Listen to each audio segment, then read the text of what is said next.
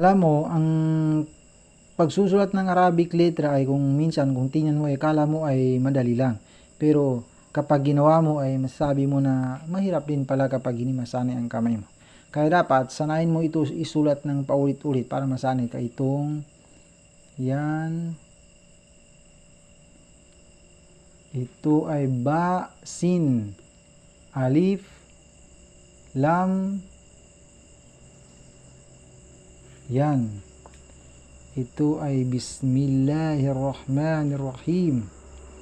Ganyan. Tapos, nun at saka mim. May alif usagira dyan. Ganyan. Alif, lam at saka ra. Mim. Yan. Yan. Ito ay Bismillahirrahmanirrahim. Rahmanirrahim. Ganyan. Yan.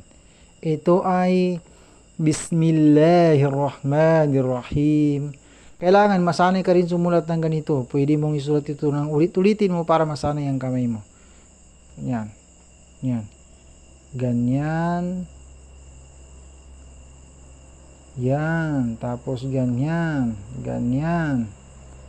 Ganyan. Yan. Ganyan.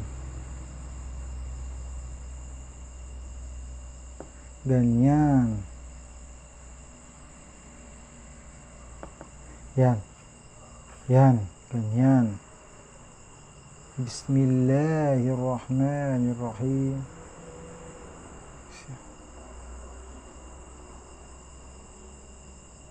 Yan. Kahit wala pa yung bawil, eh talagang kabisado na natin na yan ay Bismillahirrahmanirrahim.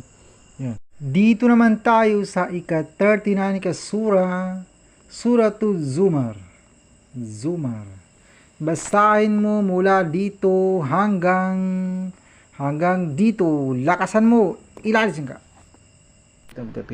Bismillahirrahmanirrahim. تنزيل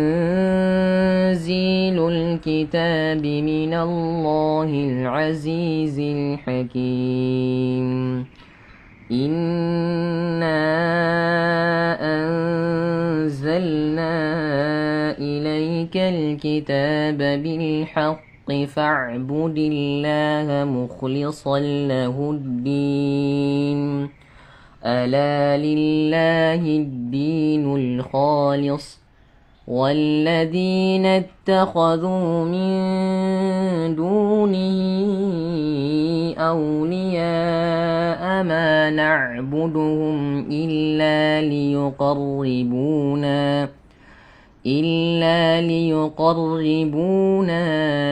إلى الله زلفى إن الله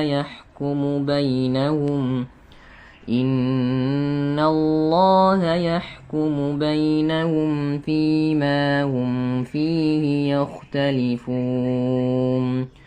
إن الله لا يهدي من هو كاذب كفار.